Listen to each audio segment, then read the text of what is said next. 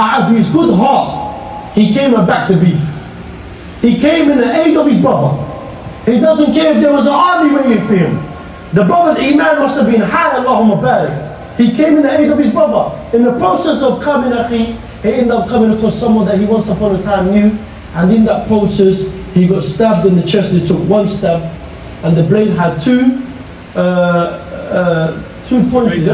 Yeah, and one of them went in his heart, and the other went in his lung. And in that process, while he was on the floor, the brothers around him said, Alhamdulillah, that he was saying his shahada. Like, people need to understand this, bro. If you don't live by it, if you don't implement it with your actions and your etiquettes and your manners, understand this, in the moment when you are dying, these words, La ilaha illallah, will not be easy. I'll tell you this now, my friend. And I remember the moment when I got stabbed. Wallahi, I remember in that moment when I'm saying La ilaha illallah, I remember the Fed standing above me trying to talk to me. Bro, first and foremost, bro, your breath danks, yeah? I'm not gonna lie to you, he must have been, I don't know, innit? My man's hovering above me. I understand what he's trying to do, yeah? He's trying to distract me because he sees that the stabbing is so severe, he's trying to distract me. My man's over, what's your name? Do you know where you are? Where are you coming back from? He's just trying to distract me. But in that process, I felt like this is the shaitan trying to distract me from reciting the words La ilaha illallah. And in that process, when I was in the process of dying, I saw my granddad. When I was about 4 or 5 years old, I was the only person in my granddad's house back in Iraq where he actually died in front of me. Allah alhamdulillah, Allahumma ameen. And in that process, I remember seeing my granddad come to me. Wallah, bro, I believe it was the shaitan. I spoke to my local imam and so on. The way he described it, based on what I said, it was the shaitan that came into me in my last moments in the figure of my granddad, someone that was very beloved to me, someone that's passed away. And he came to me, he said to me, Ya Ayman, do not die upon those words. Ya Ayman, do not die upon those words. While I was reciting La ilaha illallah, Ya Ayman, I've died and I've seen. Sorry for my speaking, family, they're not too close enough, Akhi. Man's not trying to give you khusul. Bismillah, yeah? I found him and I asked him for forgiveness. The man forgave me, alhamdulillah. Till today I still speak to him. Then I asked for forgiveness from my parents. I asked forgiveness from my neighbors. And in that process, Akhi, just understand Allah subhanahu wa ta'ala says, you claim that you believe and you think you're not going to get tested? Of course I'm going to get tested. The first time I got stabbed was at a train station. I was on my way to a dentist appointment. I never reached that dentist appointment. I needed to get this hole filled up. In jail, I wasn't even looking after my teeth. I'm going to be real with you, Akhi. Krusty the clown out here. Didn't make no difference. But alhamdulillah, when I came out of jail, I was on my way to a dentist appointment. When I came across one of the brothers, when I came across one of the guys that actually had fights with on road where I broke his jaw on 2 occasions, I found out this guy became a Muslim. So he came, we started talking, and in that process of talking to him, I found out he became a Muslim, and he asked me, Ayman, what are you going to do now? Are you still on the roads? I said to him, bro, forgive me for what I've done for you and towards you. And I forgive you for what you've done towards me. Because we're Muslims now. He said to me, what are you going to do right out part of the roads? I said to him, I'm only going to get my hands dirty in a situation where it's self-defense. I'm never going to go out of my way to think I'm the man nowadays to try and do, nah bro. It only in self-defense. If beef comes to me, but I'm going to serve you a cow. You understand where I'm coming from? I'm going to deal with it how it comes to me, you feel me? But the moment he left the train station, and this is a Muslim brother, so this is why it's very important, my brothers, yeah? You keep around Muslim brothers that are not just Muslim by name, they're Muslims by action, by their manners and their etiquettes. They're Muslims in what they preach, they implement. You understand? They're Muslims because you see them in a masjid, even if it's one salah a week. You see them on a Friday, I think that's enough for me. Jum'ah, that's enough for me to call him a Muslim brother. But this man decided to leave the train station with his boys, took out a knife and stabbed, got one of the youngest to come into the train station and stabbed me in my leg. MashaAllah, tabarakallah, the brother ran away screaming out, yes. I think I was his first victim. I took his life virginity away from him, so well done to you. But this man was so excited, wallah, I think he was skipping along the way. As he left the train station, I was more upset that I couldn't reach my dentist appointment. So in that process, I ended up going to the hospital. I got a few stitches. The knife went in my leg, and it was my kneecap that actually stopped it from coming out of the other side. Very, very painful. Anyways, I got back home after coming out of the hospital. And my mother, I remember her seeing me, my jeans. And my jeans had a rip, and it had blood on it, dry blood, and so on and so forth. And in that moment, my mother turned to panic. She went into a panic mode. She started crying. And one of the reasons why she started crying, because she didn't realize that I've just come out of the hospital. She wanted me to go back to hospital, also go to hospital to get myself checked out. Bear in mind, my dear respected brothers and sisters, yeah? And the reason I'm saying sisters, because I know this is being recorded, so people online is going to see. Brothers looking around to see if there's any sisters here. It's okay, you know your gaze. So my dear respected brothers and sisters, in that moment I remember the reason why my mother went into a panic mode and stressed and started crying is because my mother has seen many of her kids go into the hospital for being stabbed over and over again. There was times when I come to the hospital because my brother's been stabbed, and I see my mother on the floor crying to Allah subhanahu wa ta'ala to give her son another chance. Wallah al-Azim, like a dog that you see in the park rolling around. And I'm not saying my mother is a dog, nor was she rolling around, but she was on the floor making dua to Allah. And this is something that I'm telling you, which is a big thing. Whatever you want in your life, my dear respected brothers and sisters, go back to your mothers now. Ask them to make dua for you. If you want a family, if you want a house, you want a good job, you want to be obedient to Allah to your best of your abilities, you want to be obedient to them, after ask your mother to make dua for you. Because your mother's dua is like an arrow that never misses its target, wallahi. And you know what? Sometimes you may think your mother's making dua for you and being delayed. It's not dua, the dua is being delayed. It is you yourself that are not walking towards that dua to be accepted. You're not taking the footsteps that it takes for you to make that dua be accepted. So let me ask you something, my dear respected brothers and sisters, yeah? Put your hands up right now if you've got a mother and a father. Put your hands up, bro. With pride, with energy, with passion, put your hands up, Akhi. And every single one of you are the ones that are blessed in this dunya right now. And every single one of you is over 6 years old, right? Right? Yeah. The Prophet Muhammad sallallahu alaihi wasallam only spent 6 years of his life with his mother. Is that fair to say that we have spent more than 6 years with our mothers, bro? He didn't even see his father. His father passed away when he was, before he was born. Is that correct, Sheikh? Yeah? Before he was born, not at the time when he was a baby. And we have our mothers and our fathers and we don't even appreciate them to our best of our abilities. We see your uncle and auntie, Akhi, me and the brother, we went to a talk the other day. The brother sees an auntie with a hunchback, carrying bags. But she has teenage sons. She has men that are married that will do more for their wives than they do for their mother. So shout out to you, bro, that you put your wife before your mother out. You take your wife on the most expensive holidays. When was the last time you gave £50 to your mother, bro? Let's be real with ourselves, out. You're going to shisha bars. You're going to do every sin under the sun. And you have the audacity to take your gal to a restaurant with alcohol on the table, and you have the audacity to say, yo bro, ask me bro, check if the food is halal. Sorry, but then you got alcohol on your table. It's not pick and choose, bro. It's not mix and match, Akhi. Your deen was added, wallahi, name me one thing in the deen that was made and created to be hard for you, bro. We were meant to pray over 50 times a day, but got chopped down to 5. And people still think 5 times a day is hard. Allocate 5 minutes. 5 minutes to each salahi. That's 25 minutes a day. Some brothers don't even pray unless it's Friday. And when I mentioned this, like, brother, listen, you can't judge them, bro. At least it's Friday. Shut up, man.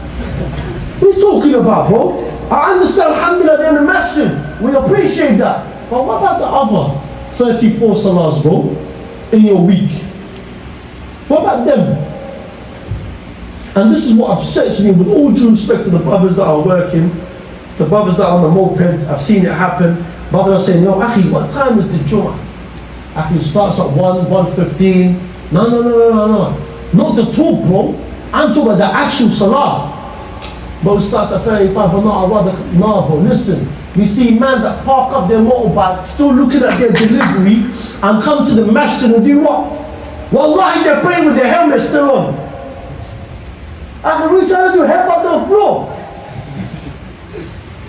Akhi, am I lying? Brothers park their car anywhere and everybody that have become a nuisance to your neighbor that isn't even a Muslim, because you want to grab that 2 ruk'ah in Jummah.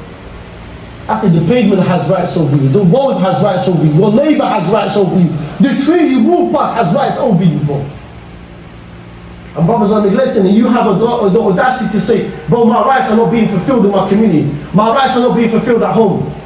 What rights have you given to Allah subhanahu wa ta'ala? Because let me tell you something, Captain. I mentioned this in my recent reminder that I did in grade. Wallah al-Azim. Wallah al-Azim. Wallah al-Azim. Your only company that you should treasure in this world is the company of Allah subhanahu wa ta'ala. The only vision that you and I need to have in this world is the vision of the Prophet Muhammad sallallahu alayhi wa sallam. And the only comfort we're going to have in this world is the comfort of the grave. And Uthman ibn Affan, when he used to come to the grave, he used to weep like a child. He used to weep like a child. He used to get reminders, this and that. He never used to cry as much. But when it came to the grave, ya akhi, this man used to weep, and he used to ask him, Ya Uthman, why are you weeping at this? He said, this is the beginning. Whatever was to come in your grave that is good, just remember, whatever is to come after that will be nothing but good. If you are being tortured in your grave, and whatever is bad, just understand whatever is to come after is going to be nothing but misery and pain. And look at the legacy this man started. Till today, Uthman ibn Affan, the companion of Rasulullah sallallahu alayhi wa sallam, his charity funds Mecca. His charity, his hotels are there. His water wells are there. His land that has trees with dates are still there. What legacy are you building, man? I'm not talking about the legacy you have with your vape and you're trying to blow our O's. Yeah? Let's be real at. Man's putting it on social media. Let me make it clear, my brothers, bro. There's brothers around me that smoke shisha. I get onto them, but to a limit. There's brothers around me that smoke weed. I get onto them, but to a limit. There's brothers around me that listen to music and even do music. I get onto them, but with a limit. But do you know what I love about these brothers? Is they don't expose their sins publicly and openly by putting it online. Because the hadith mentions, listen to this very carefully, yeah? Every single person in my ummah, are we the ummah of the Prophet? Sallallahu alayhi wa sallam, are we? Yeah. Of course we are. He said every single one of us will be forgiven except the one that exposes his sin publicly and openly. So my brother, if you listen to music, bro, wipe up that window, akhi. Yeah? You listen to shisha and akhi, you don't need to show it and send it to a girl. You understand? Or vaping. And for the brothers, I mentioned this a lot because it's become so normal in our communities. I remember going to one brother's car. Allah is my witness, and the brother's with me here, yeah? We got in the brother's car, yeah? I'm not saying it's the brother, but there was people in the car. So we're going to pick up a brother's car that's not around, but we're going to, wallahi, I think we found about 20 or 30 of these vaping, little vaping squares or boxes, whatever they are, that man that was smoking. Lost Mary. Huh? Lost Mary. Lost Mary. My brother's smoking. Whoa. Yo, don't ever expose your brother's sin, akhi. Yo, akhi, everyone forgive him. Brother, you need to ask him for forgiveness. Ask him, brother, so he can be vouching for you. No, it's alright. Tell him I forgive you, akhi. Yeah, bro. May Allah bless you, my bro. And may Allah bless you even more for forgiving him. I love you both for the sake of Allah. I mean, and the camera, please don't show them. They don't want the world to know. You know what I'm saying? I mean, cut that out, yeah? May Allah subhanahu wa ta'ala bless you, bless you, this thing of akhirah. But look, Rosemary, what are you going to do, Akhi? Get umbrella and go around like Hail Mary. Let's be real with ourselves, brother. Is the Hail Mary good? Mary Poppins! What's the Hail Mary? Who's married? The only Mary I know is Merry Christmas or something. So alhamdulillah, my brothers, look, and I find about 20 or 30 of these things. And I say to myself, brother, this guy's a chimney, bro. What's my man doing, bro? And when you go in his car, you could smell it, it's got this aura. I understand it smells nice, I'm not gonna lie to you, yeah? Yeah, let's be real, Akhi. Let's be real with ourselves. It smells nice. At the same time, Akhi, anything that is a harm to your body, Akhi, it's a sin upon you. I personally, wallahu alam, I'm not a scholar, I'm not an alim, I'm not an imam. I don't know, but all I know, yeah, anything that is a harm to your body, anything that is intoxicants to your body is haram. Shisha, weed, tobacco, alcohol, you name it. Vaping, I think it's paralyzing people, bro. Look at the side effects of what vaping is doing to people. On top of that, shout out to the brothers. Allahumma barik. Wallahi, I'm doing this, yeah? So Imam, I popped this out and said, 9 strand, you Hitler. Because everybody's trying to use everything to cancel me, yeah? A'udhu billah, may Allah deal with you, expose you the same way you expose other brothers. Allahumma ameen. MashaAllah. Some brothers are half-hearted here, yeah? But ameen. But in this moment, Akhi, anything that has a harm to your body, understand, Akhi, you're going to be vouching. Your body is going to vouch against you, Yawm al-Qiyamah. Your body is going to tone, instead of stand in front of Allah and say, I didn't force him to smoke this. I didn't force him to eat this or drink this and so on and so forth. And this was killing our Muslims, bro. We decide to, follow the Quran and the Sunnah upon the understanding of Cooley, or upon the understanding of Slough, upon the understanding of the UK. We forgot that is the Quran and the Sunnah upon the understanding of the companions, bro. The companions did everything under the sun for us. You understand? And I watched Umar's series. And I was watching Umar's series, the episode where Umar went to the woman's house, his sister's house. He went to her and then he stopped.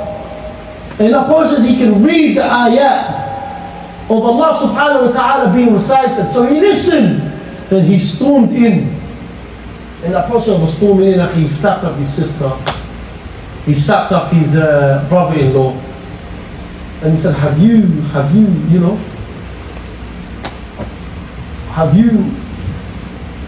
a follower of the Prophet Muhammad sallallahu alayhi wa sallam? And his sister with pride, look at the pride she took at him. And aslamtu ya Umar. I believe I've taken the shahada. You are the worshipper of Allah subhanahu wa ta'ala. And in that process, Akhi, when Umar ibn Khattab sat down and he saw the paper underneath the cushion or whatever, maybe he decided to read it. And in that process of reading it, Akhi, his sister and his brother-in-law are watching him. And they could see that, alhamdulillah, that these words of Allah subhanahu wa ta'ala have softened his heart. So he storms out, he goes towards the Prophet Muhammad sallallahu alayhi wa sallam. He may have gone through the intention of hurting the Prophet. And some of the companions that were with him, they're like, yo, Umar is coming. Like, be prepared. And Hamza radiallahu anhu, my man's a Jiyah. I must ratchet him, you get me? They opened up the doors, you get me? They opened up the door and Umar ibn Khattab came. And he took his shahada and believed in following the Prophet Muhammad sallallahu alayhi wa sallam. And these men were known for men that had dishonor. And Umar ibn Khattab mentioned this, before Islam we were a very dishonorable men. Buried last week. The very next day a 16-year-old boy called Isaac in Bristol took his shahada. Stuff like got buried on Monday. On Tuesday I went to Bristol. In Bristol on Tuesday, the man took his shahada. And look at the na'mah of Allah subhanahu wa ta'ala. That guidance doesn't come from me, the sheikh, the imam, the scholars, the people of knowledge, nor does it come from the Muslim leaders. The guidance comes from Allah and Allah alone. Remember that. You add your 2 pence, and I always say this every single day before I leave the house. I want to be the reason why people fall in love with Islam. So look at your character and how you move yourself around, bro. On road. How do people see you? Are you the type of weight without even giving respect? I was there, bro. Man, them used to bun act. Man, them used to listen to music. But when the uncles and the aunties are coming from a distance, we used to put that away. Out of respect. You man have no respect. I'm not saying you, man. I'm saying us. Us, because bro, we're class as one. So your pain is my pain, and your misery is my misery, and your happiness is my happiness. And one of the other things that we are failing in, and I'm going to be honest, bro, is riba. We're involved heavily in interest. Man, are getting cars, buying houses or mortgages. Yes, there's different opinions, this and that. Akhi, brothers are saying it's okay to eat gelatin and this and that. Akhi, be on the safe side, bro. Be on the safe side, akhi. Just avoid it. Allah's made so much other things halal. It is better for us to struggle, bro. We're having a conversation with Jibril, the angel Jibril. And in this process, I think the sky split open. An angel came down. And in that moment when the angel came down, angel Jibril made himself very, very smooth, vulnerable. And this angel came to Jibril, he came to the Prophet Muhammad ﷺ with 2 options. He asked the Prophet ﷺ, Ya Rasulullah, I've come to ask you, do you want to live like the kings of kings? In our day and age, if the Prophet ﷺ was here and the angel would come to give him, Akhi, do you want to live more than Elon Musk and the Amazon guy and whoever they do? Do you want to live better than them? Do you want to have the mansions of those? Do you want to have the gold? So imagine, yeah? I'm not saying that don't pop this out and do a madness and say I'm a bid'ah to make it clear, yeah? I'm just giving you an example. Dusty guys, yeah? Making short clips of me getting everyone stuff lives anyway. So I'm just giving you an example. So we came and said, do you want to live like the kings of kings? Oh, Ya Rasulullah, do you want to live like a humble servant? What did your Nabi and my Nabi pick, bro? What did he pick? A humble servant. Actually, there was times where every single household of the Prophet Muhammad ﷺ didn't have one light, one fire lit in their home, bro, because they were eating dry food. To the level the hadith mentions that their waste, their droppings, were like the droppings of an animal. When was the last time? When was the last time we ever even suffered something like this, bro? Every man's eating good, bro. We've got meat. MashaAllah, tabarakallah. Halal butchers. We've got meat every single day. The Prophet ﷺ went months without meat. So why are we trying to compare our lives with the brothers around us, bro? You're not a true believer until you love for your brother that's sitting right next to you what you love for yourself, bro.